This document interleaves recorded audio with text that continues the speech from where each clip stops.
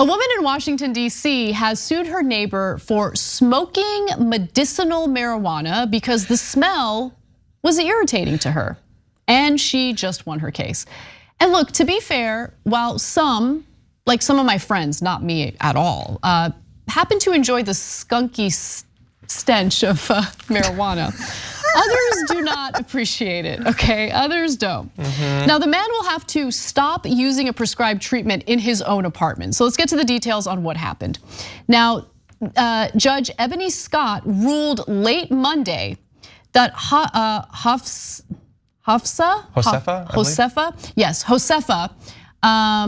that is the person in question here, could not prove she is entitled to damages.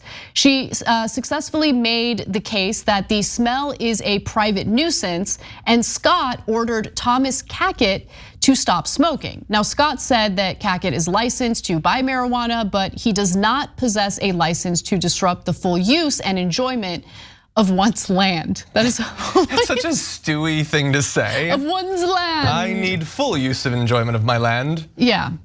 Okay, so more. Scott wrote in her decision, this is the judge, indeed, the public interest is best served by eliminating the smoking nuisance and the toxins that it deposits into the air, toxins that involuntary smokers have no choice but to inhale. I feel like Ebony Scott, I don't know if there's any evidence indicating that this woman who sued was inhaling toxins because she could smell marijuana. But I will admit, marijuana, especially if you're smoking flower, if you are consuming flower, is smelly, very smelly. If you live in an apartment building, it's very likely that your hallways will end up, if you're smoking inside, it's gonna get into the hallways. I don't have any experience with this whatsoever, but neighbors are gonna complain. I know nothing about it. No HOA trubs. I mean, I've heard stories. But I do like to be considerate of my neighbors. So I don't know, where do you stand on this so far? Yeah, I mean, look, the fact that it's prescribed for medical treatment, I think adds a very different wrinkle to this. In theory, there are other things that someone could need to use, machines that they might need to use for medical purposes that could provide some sort of nuisance to other people in the area. Look, clearly it's bothering her, and I get it. Okay. Like, people don't like smoke, but there's no other solution. There's no fans that could be set up, no.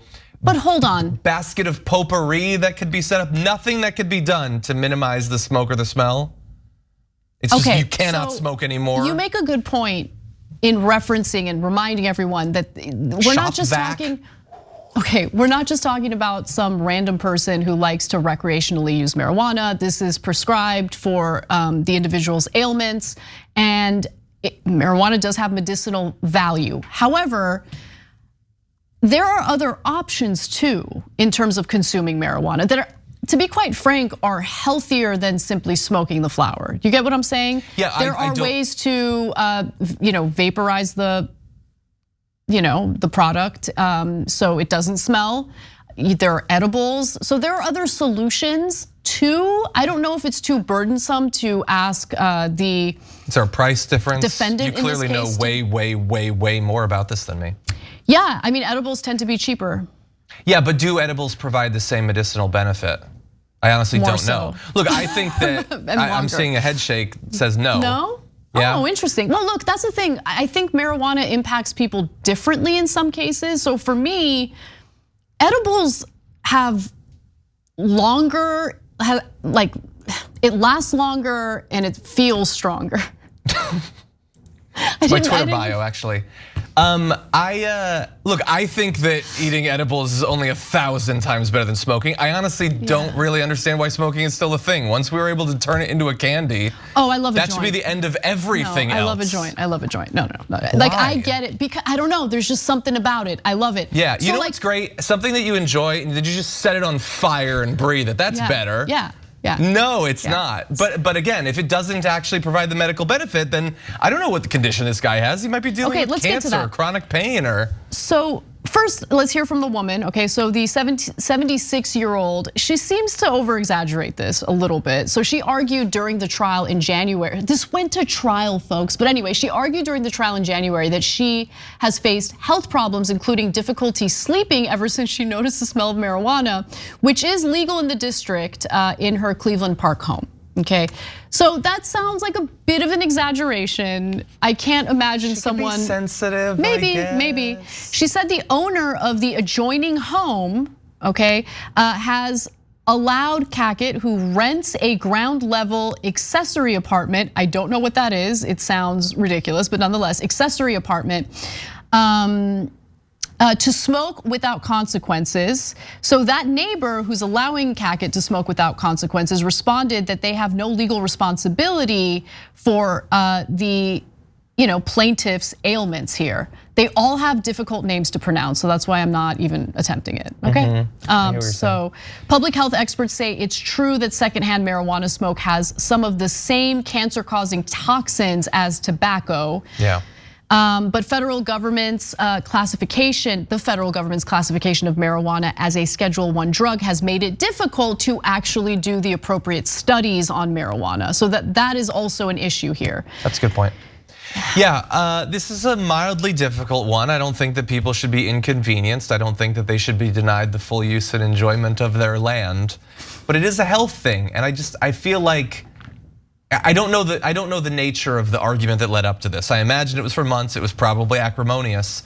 There's got to be some sort of solution, something you could blow the smoke into, something you could do to make the smell outside of the apartment better. Like we got to be able to come to some sort of conclusion. And maybe he didn't want to do them, or maybe they tried them and they failed.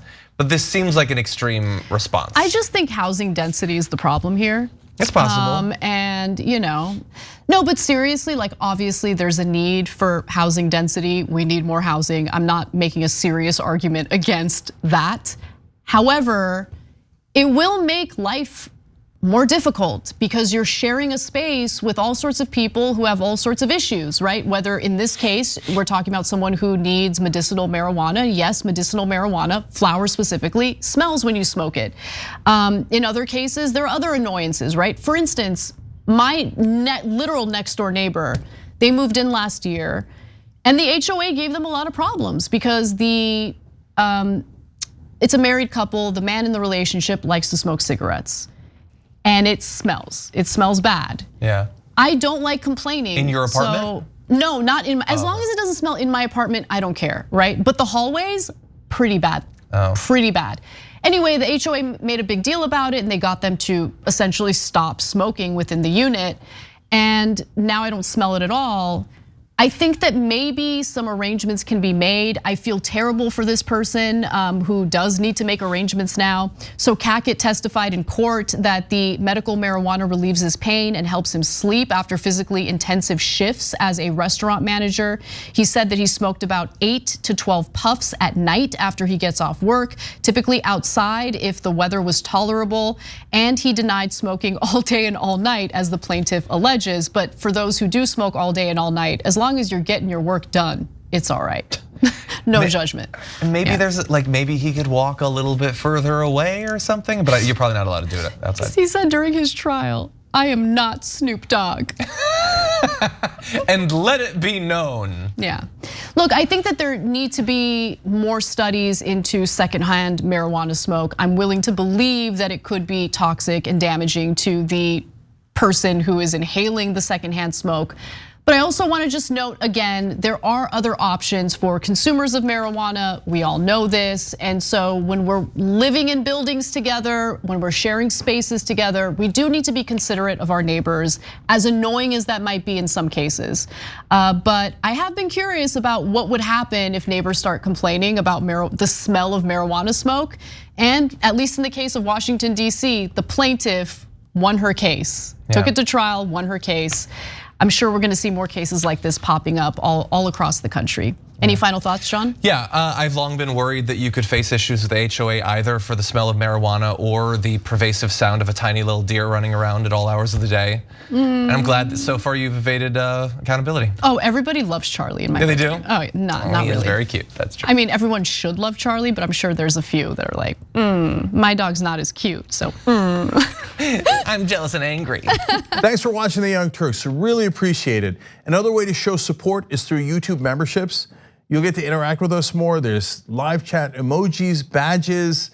You've got emojis of me, Anna, John, JR. So those are super fun. But you also get playback of our exclusive member-only shows and specials right after they air. So all of that, all you gotta do is click that join button right underneath the video. Thank you.